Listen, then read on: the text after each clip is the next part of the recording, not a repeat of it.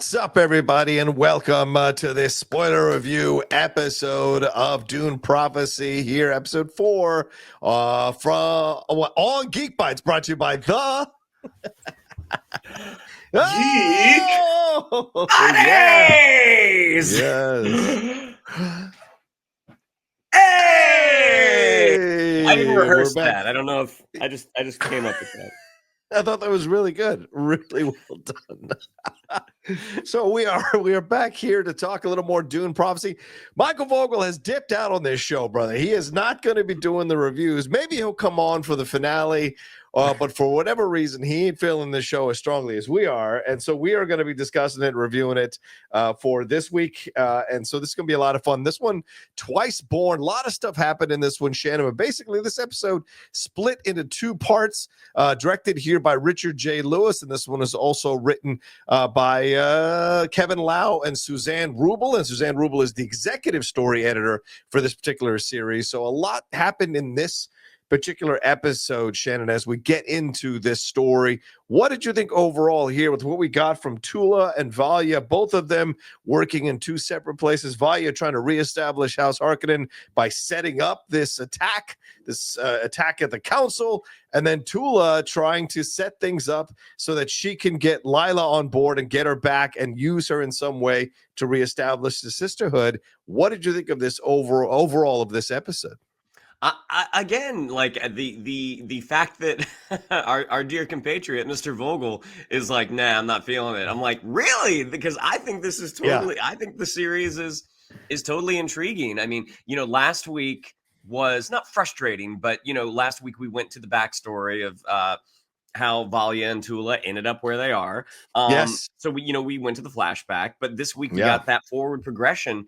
And the idea that these sisters are kind of aware of almost everything outside of Desmond Hart. Yeah. That they're aware of this rebellion that's happening, this resistance. And it's like, okay, we know who all the players are involved. We're going to maximize this information to the utmost degree, to use it for us as much as we can. And to watch Valya get the rug pulled out from her again and again by this hippie from the desert. It's just really, really fascinating. And again, Tula's sort of exploration with the Acolytes, I mean, having them go into that sort of, deep hypnotic state. I mean, to me, this is just fascinating. And again, the approach that they're taking, that this is a serious world with high stakes. In the wrong hands, in the hands of the wrong actors, especially, like, this can come off a little cheesy and a little silly. But with this caliber of performer that they're using, I mean, everything just comes off very authentic and real. And again, I'm here for it. Yeah, I liked this episode too. I thought there were some things to ding on this episode for sure. We'll get to them, but I think overall what we're moving towards is trying to figure out what's going on in this mystery. And I know there are things that are mirroring what if you know this book that the series is based on, but Desmond Hart is a new character. Desmond is not in the books. So we are discovering this as book readers are discovering this. And there's a lot of speculation about what he might represent, what's the issue with him, how he's able to bring this kind of power to burn people from the inside out. There's a lot of questions. And so I like that, at least for those of us who haven't read the book, we are in the same boat as people who have read the book in this particular mystery with Desmond. And I like this back and forth with him and Emily Watson, but we need to have some confrontation between them at some point, because he seems to be running roughshod all over this kingdom. And she's, as you said, every single effort she makes here is not working out to counter him or to undercut him. And she's starting to look less powerful as every episode goes along, while they're trying to show us how powerful she was to achieve this position. So it's going to be very, very interesting to see where that plays itself out. And then when you look at the Tula situation, this is going to be interesting as well, because Tula said that she could handle things there on Wallach 9, but clearly she can't, because these women are essentially splintering off into their own things. They're having these visions. And now by the end, Mother Dorothea's teachings are now being brought in by Emeline, and they're essentially creating a little sect within the overall cult to do what they want to do and maybe challenge for control.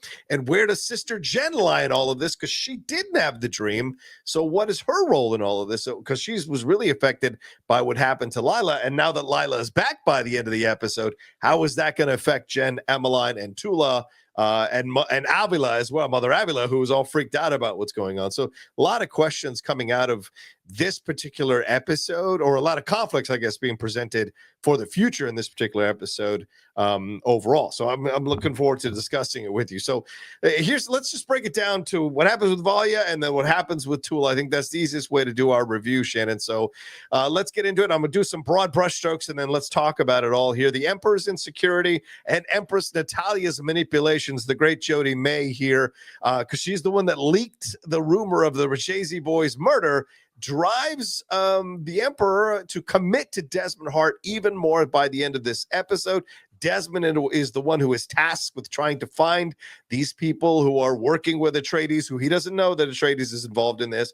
These rebels who are working to bomb the Landsrat at the council here.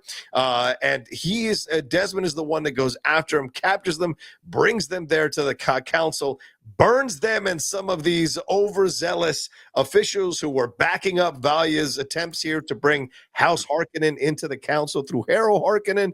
But Atreides escapes Desmond's wrath, and we see that he kills all these people right in front of everybody. We see how much that it taxes him. And then earlier in the episode, we see that his kids have issues. The Emperor's kids have issues with what the Emperor is doing by cozying up to Desmond and essentially turning Desmond into his attack dog.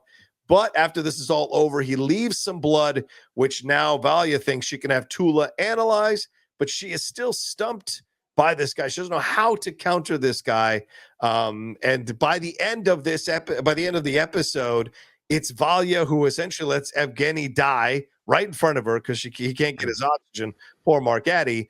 And then Theodosia uses her shape-shifting abilities, which the lore of Dune calls face dancers, to become her brother, to give her some kind of fake closure about the whole situation. So a lot of stuff happening here with the Emperor and the council there, and then what happens with Valya at the end with her family. So your thoughts on all of this stuff? What'd you think about it? How did it work for you? Did it not work for you? What stood out to you about all this stuff?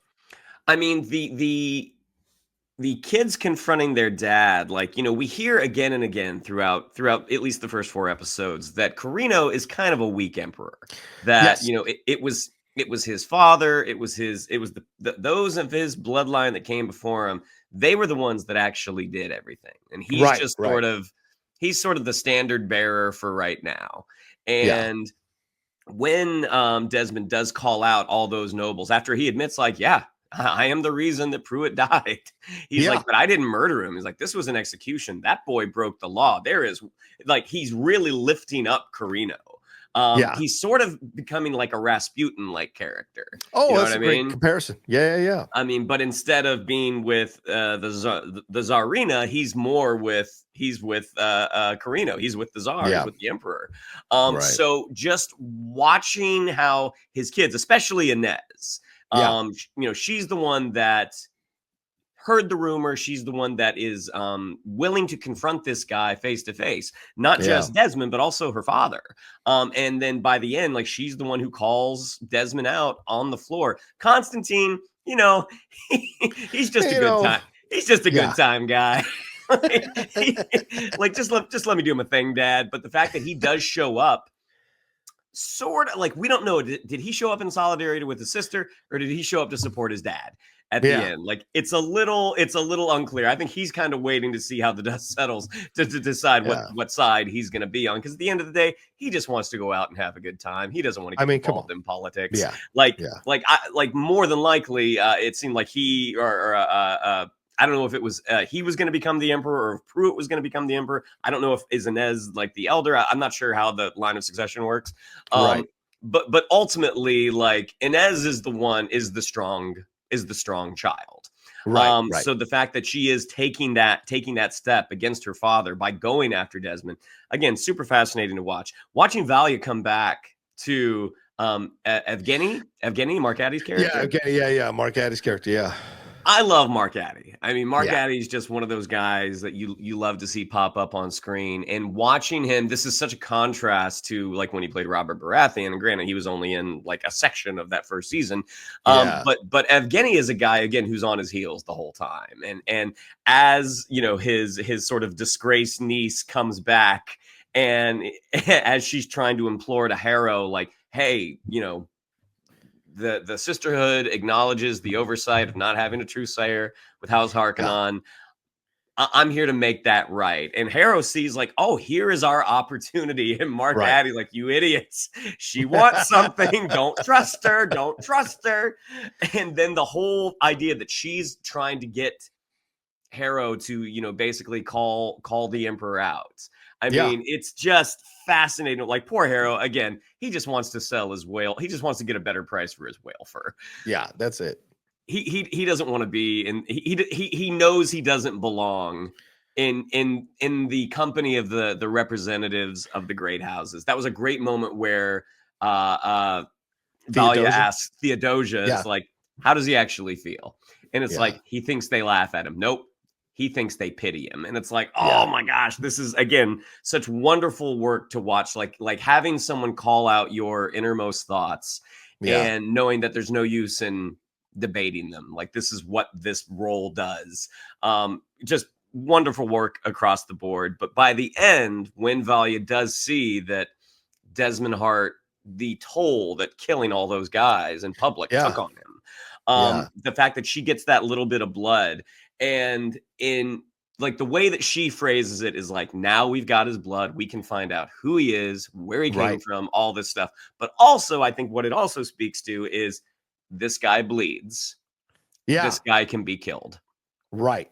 He's can be destroyed. Yeah. And we know where it ends up because obviously the sisters do become a force, as we see in the future Dune movie. So we know where this ends up, but how we get here, I think, is going to be the mystery of the season, especially with Desmond, as we said, not a character that's in the book. So fascinating to see it explored this way. Where do you think we're going with it? Like, what about the count? Where do you think we're going after he's shown what he can do to these council members in front of everybody? You have the Emperor come and visit him, and he's all like huddled in the corner of his office, which I love the Empress giving him shit for being like, oh, you're all this powerful thing, and here you are sitting in an office. Like, when he comes to see him and then puts his hand on his shoulder, I don't think there was anything homoerotic about that. I think it's more of a kinship, a friendship. And so him putting his hand on him, he essentially, it's almost like a dog or an errant child that's gone too far. Like, it's so interesting, this sort of fatherly son type relationship that they are creating between them. Yeah, I mean, I think the errant child, that's the way I saw it. Is like, this is the kid that I wanted. I want someone who's strong, but who also supports me no matter what. I mean, right. Like Desmond basically saying, like, let me go. Like, I can take care of this for you. And Carino always kind of, I mean, again, we're getting the sense that this is not a man of action. And he's like, nope, that it's safer not to do anything. Let them say what they're going to say. At the end of the day, I'm the Emperor. We have Arrakis. But watching what Desmond is able to do, I mean, you know, you do sense that bond that Carino has, because it's like, man, not only do I wish you were my kid, I kind of wish I were you. I wish I had the fortitude to great act. Points. Yeah. This connection to that as well. Yeah, agreed. So now with what Valya's got with the blood and what's that going to lead to? Like, that's things she said earlier in the episode too is really interesting, because she said you never confront an enemy head on, especially when you don't know what they can or can't do. So I think you're onto something there, Shannon, where she is methodically. What did she say? You got to clip it off it slowly but surely. You got to break it down and then attack. You take off its limbs to diminish its power, and then you go for it. Exactly. So clearly she is going to use that blood in some way to figure out, as you said, just like Ivan Drago, if you believe when the Russians cut, you can beat him. And so now that he's bleeding, it's a great point you make. So what will she find out of the weakness of Desmond? What is the connection here? Because, you know, on the other side, which we'll get to in a little bit, these the young acolytes have had this vision, And in essence, these things seem connected because he seems to have embraced power from the sandworm. He's got the blue eyes and he's doing these things that he's doing. So what is the overall point of Desmond being here? And how is she going to be able to dismember him? And also Atreides escaping. Why do you think Desmond didn't go after Atreides? I know obviously the answer is it's not in the script, but why do you think? Because clearly the guy who was his boy there in the club, who's leading the rebels here, was having clandestine meetings with this guy. How does that now come out? Did you buy that, or did you think that was a little bit of a plot convenience to keep this guy still around to affect the princess and affect things down the road for the Atreides clan? I mean, we'll only find out for sure by the end of the season, possibly. But my guess is whether or not the only people who knew that Atreides was involved is obviously the Sisterhood, but also his main guy, like Dury? Like, he doesn't know who this guy is. Like, he didn't say, like, hey, this is so-and-so Atreides. So unless his guy gave up his name, Desmond wouldn't necessarily know. Like, he knows the people that, I think he knows the people who he got the names of. Yeah. Like, I don't think he's omniscient. Like he if you put a target in front of him, he can take it out. He can't put out a blanket like everyone who was involved in this, I'm gonna barbecue you. Right. My guess is he doesn't know. And at this point, I would not say, even though like Desmond Hart is obviously incredibly smart and incredibly powerful, I don't know how tactical he is yet. I mean, maybe I'm wrong here. But he seems like he's the opposite of what the Sisterhoods would do. Like, I'm going to go straight at you because I'm that powerful. Like, he doesn't feel the need to go around the corner because at this point he kind of feels kind of unstoppable. Yeah. What do we do with Inez, man? I mean, Inez is crying about the death of the Emperor or the future Emperor, her husband. But yet she's out here macking Atreides in the club. So where does she stand in all of this? Because she's coming off a little bit like a privileged daughter who's not getting what she wants. And so she's pouting around the kingdom and pouting around and being rebellious. But is this going to lead us? Because she even gets embarrassed at the council by coming out to try and call her father. And Desmond's like, well, let me tell you, I'll do one better. I'm going to kill everybody that was involved in this, and I'm going to admit what I did. How about that, sister? So, you tell, where do you, and she's denied going to the Sisterhood by her mom, saying that that's no longer an option for you. So where do you see her ending up in all of this as we're 2 episodes away from this finale? Well, I don't think her sadness comes from the death of Pruitt. I don't think she gave a shit about that kid, but I think she does sort of honor tradition. Like, this is what was supposed to happen. I think in ways, maybe she is kind of like her father. Like, the best way to go forward is on a stable road.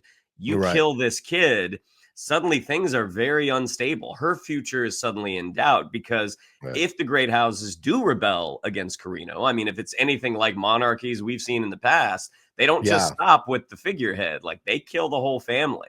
Right. And so I kind of think that stuff is coming from self-preservation, and not in like a negative, but she's kind of looking at the lay of the land. Like, she's smart enough to be, all right, if I don't get to go be a sister and we find out that my dad's guy is responsible for this kid's death, I'm dead too.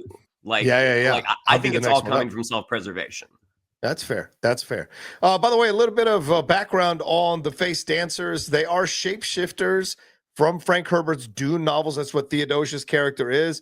They are from the Bene Tellalax or the Tlaxu culture. I hope I'm saying that correctly for you hardcore Herbert heads. They are not born, but they are bred in axolotl tanks by the Tlaxu masters. God, I hope I'm saying this right. If the sisterhood that becomes the Bene Gesserit are a matriarchy, then the Bene Tellalax are seen as their male opposites. There's a reveal later on in the Herbert books that the axolotl tanks were once women in the society. So face dancers are usually bred to be assassins and spies because they have the ability to not only physically transform into another person, but to mentally and emotionally understand others. So that may be what she was using, not the reading power, but the face dancing power to read Harold Harkonnen's fears about himself and reveal that at the kitchen table. So where are we leading? Kitchen table, at the table. I don't know if that's kitchen or not, but where are we leading with this face shifting situation, with these face dancers rather, with this shape shifting situation? is she, because it clearly takes a lot out of her, like it takes a lot out of Desmond to use that power. Are we leading towards her being someone who becomes Desmond or the princess or the emperor or the empress to kind of manipulate the situation for Valya to regain her control over the Imperium? What do you think there? I mean, I don't think you introduce that power not to use it later. Right. I mean, right. but again, we've only got 2 episodes left, and I don't know if this was meant to be a limited series or yeah, good supposed point. to be more than 1 season. I think if they only use that power to give Valya a little therapeutic relief, I think that's kind of silly. Yes. But knowing that she was able to take on the appearance of Griffin, yeah. She doesn't. It's not like that shapeshifter from The Boys. It's not like she has to touch them or anything. Right. Like Right. Good she point. just has to kind of have an idea of who they are. It seems like. Yeah. So she could theoretically be anybody. Yeah. So knowing that Valya has that arrow in her quiver, that's very interesting. But it does sure seem like she's going to find out who Desmond was, where he came from. And it seems like pretty easy for Theodosia to step into that role. Yeah. We'll see how that plays itself out. All right, let's move on to the other storyline here, Shannon. It involves Tula, as we mentioned earlier, dealing with the young students in the Sisterhood on Wallach 9. And we have the omen of the Tiran Arafel coming to visit them in a dream, a shared dream. We open the episode with Emeline caught up in this dream, essentially what we've seen in Star Wars, confronting herself and then watching herself kill herself. This all wakes up Sister Jen, who realizes everyone's having a shared dream in all of this. Then Mother Tula finds out about this and sets up a what we call automatic drawing, where they're drawing from their memories and their emotions, and we see them drawing furiously on these blue notepads that keep flipping pages and pages. And she almost loses control of the trance with the acolytes and leaving them maybe in control of whatever force has taken them over. And we later find out Emeline is reviving Dorothea's teachings, who was, of course, the rival of Valya and, in essence, Tula.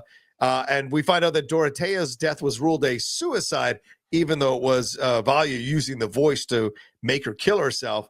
Then Emeline confronts Tula with the truth, vowing to inform the Imperium. But then Tula has a vision and slits her throat. So did she see this? Did she not see this? It's up to debate. But she wakes up out of that trance next to Lila's stasis chamber. She's like begs her to come back. Oh, sorry. She has the vision she says that first, then she has the vision. Then when she comes out of the vision, Lila's chamber is completely open or shattered there. She's broken free. She emerges from the shadows as Tula calls upon the thinking machine that Mother Raquella had put in motion there to show itself. And we see her come out with these psychoactive spice blue eyes, and wondering if these are the eyes that all the sisters saw in their visions, all the acolytes saw in their visions. So some people are speculating this is the way we're leading to the litany against fear, which is the self-affirmation used by Lady Jessica in the books and movies. But we will see how that plays itself out. So what do you think of this section of the show and this storyline and how this all worked out, ending up with Lila and Tula together again by the end of the episode? I mean, again, because I am such a neophyte in this world, I mean, there's a lot of shit going on that I'm kind of like, all right. But it's not so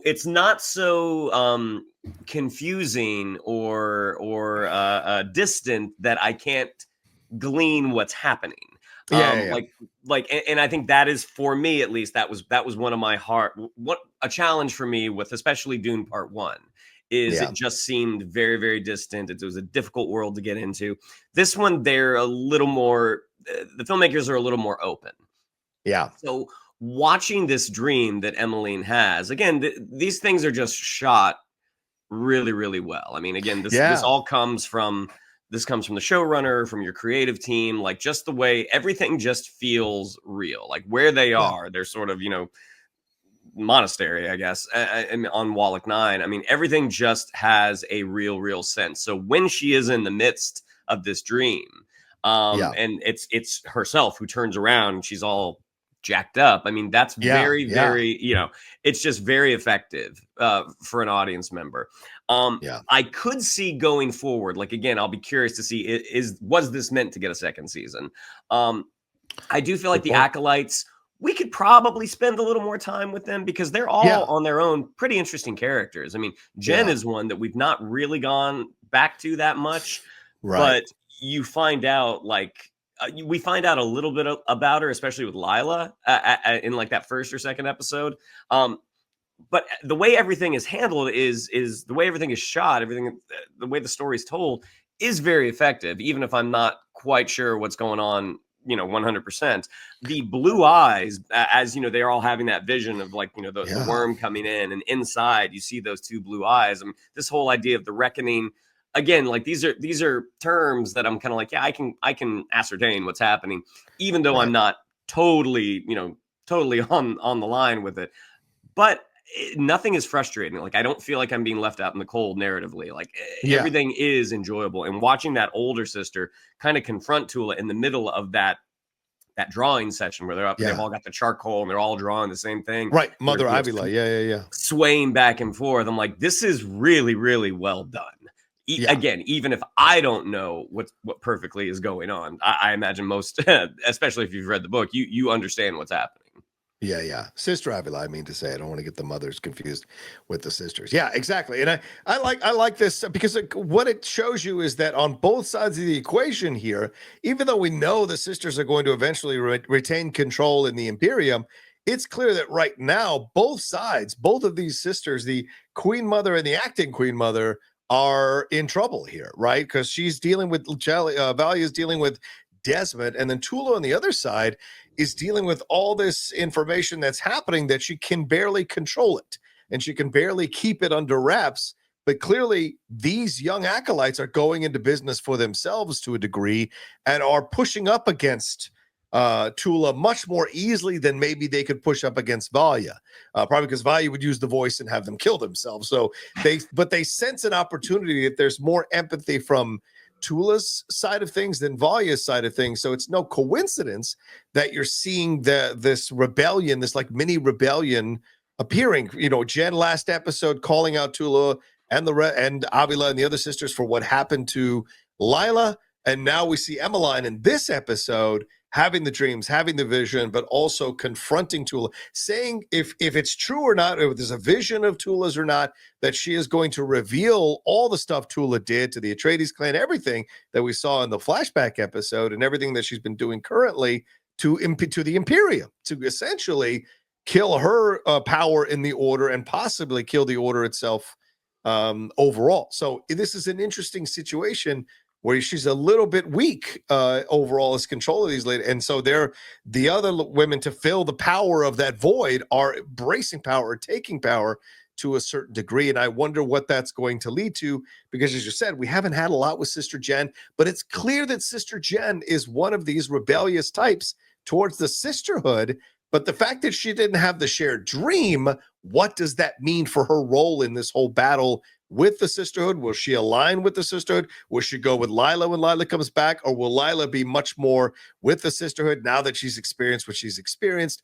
And where's Emeline going to fall in all of this when the other two kind of decide where they are on the fence? So this is what's lining up to be an interesting situation. And what's Valya's reaction going to be when she sees the mess that Tula is making there? And what is the role of the thinking machine by the end here with Lila and Tula? Is Lila a version of the thinking machine in human form, much like Desmond is maybe a version of the sandworms in human form? And so is she the prophecy of the twice born, not Desmond? So there's so much coming out of these this particular storyline that I think is going to be fascinating to explore. And I'm glad they didn't kill off that young actress, because I like her, and the way she came back with her hair all different and her eyes. She even looked a little older, Shannon. I think she's going to drive a lot of the narrative on the Tula side of things going forward over these next two episodes.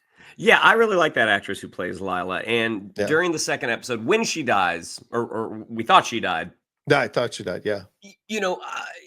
Killing a character early, killing a character that the audience responds to early, sometimes as an audience member, it can frustrate you, but it sets the expectations for the world that anybody could go. So even though I was just like, damn, that sucks that they killed her, but awesome because they're letting us know everyone's in play right now. When they brought her back, sometimes it can feel a little cheap to be like, oh, of course. But, I mean, for me, I fully believe that she was dead. And that was one of those situations when Tula does enter that sort of, hidden area and she sees her in that sort of sarcophagus. I was like, oh, great. She's great. She's alive. I'm really, this is a great show for me as an audience member, having not known anything. Like, I love the fact that I don't know what's going to happen next. And again, like, I didn't know prior to today that Desmond was a creation for the television series and not from the books, because he's such an integral part to the story. I tried to read Dune once and I just didn't connect to it. I couldn't push through it. I'm doubting that I will go back and read the source material that the series is based on. But thus far, I mean, the addition of Desmond, what they're doing with the characters that were from the book, I think they're doing a great job. And again, like, people react to things or people connect to things that they connect to for whatever reason. Vogel is not connecting to this series, whereas you and I think we're both enjoying it. So. Yeah, this is appointment viewing. No, it ain't Game of Thrones, it ain't House of the Dragon, but not everything has to be that. I like the intrigue here. I like the performances for the most part here. I like that there's a lot of questions and there's mystery involved here. And the performance and the writing here is keeping me interested in what's happening, keeping me attached to these characters and wondering what it's all going to lead to and how they are going to, if they're going to end this in a satisfying way that makes Dune 1 and Dune 2 even more enjoyable, knowing the history of the Bene Gesserit and what happened to them at this critical moment in the history of the Dune world that we've been exposed to through the first two Dune movies. So to me, that's what I'm kind of excited to see. All right, any final? Yeah, go ahead. Sorry, go ahead. Yeah. Well, no, I was gonna say, like, the 10,000-year void that's between this and the films, like, I was introduced to everything through the movie. So when I see a Harkonnen from the movie, they're typically bald and kind of slimy, and they come from a planet with a black sun that makes everything look black and white. And I'm like, that's what these people are not. Right. I'm very curious, and I don't know if we'll get all the answers to how the two timelines kind of link up. But I'm very curious to see what happens. And also right now, like, as you said, it's not necessarily like appointment viewing because there's so much on right now. There really is. Skeleton Crew. I know you and I are both really enjoying Landman on Paramount. There's so much stuff out there, but when Sunday rolls around, I'm always jazzed to get to watch this. And then I watch it again in the morning right before we record, just so it's fresh. But again, I'm really enjoying the show right now. Yeah, and I like that there are X factors on the show. Like, we don't know what Empress Natalia, like, she's becoming a stronger and stronger voice as each episode goes along. She's embracing her power to manipulate her husband to a degree because she wants the sisters out. So that's why Desmond is still there. She has vouched for Desmond in essence. And so she's got her own game that she's playing. Everyone's playing a game in all of this, some overtly, some much more covertly, but everyone has an angle that they're playing and a game that they're playing. Whose game is going to win out? That's what we're going to hopefully see, as you said, Shannon, with 2 episodes left, hopefully see it by the end, because there is no talk about a season 2 just yet. We will see for sure.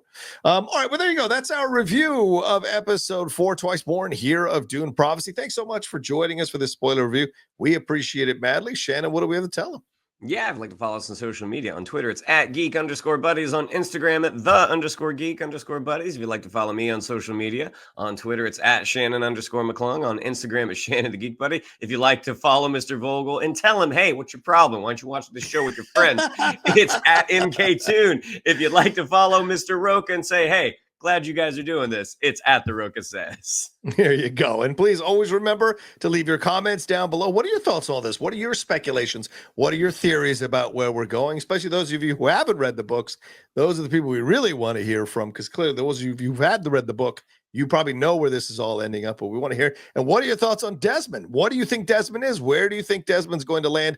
What's Desmond's overall effect going to be on the show? Let us know down in the comments section below. And Valya and Tula, who do you think is getting out of this series? Are Valya and Tula living through the series? Will they die? What do you think's going on? Let us know all of it down there. Remember to hit a like on the video, share it on your social media, subscribe to the channel. Would appreciate that as well. Hit a like on the video. And then subscribe to our podcast feed as well. If you don't like to see our pretty faces, you can always listen to our pretty voices on the Geek Buddies podcast feed. That is its solo feed wherever you download podcasts. All right, thanks so much for watching this. Look for our reviews of Skeleton Crew and our main show coming up later on in the week as we get ready for the holiday that's happening in just a few days. Thanks so much for joining us, and we'll talk to you next time with another brand new episode of a brand new episode of the Geek Bites, brought to you by the Geek. Oh, that's me.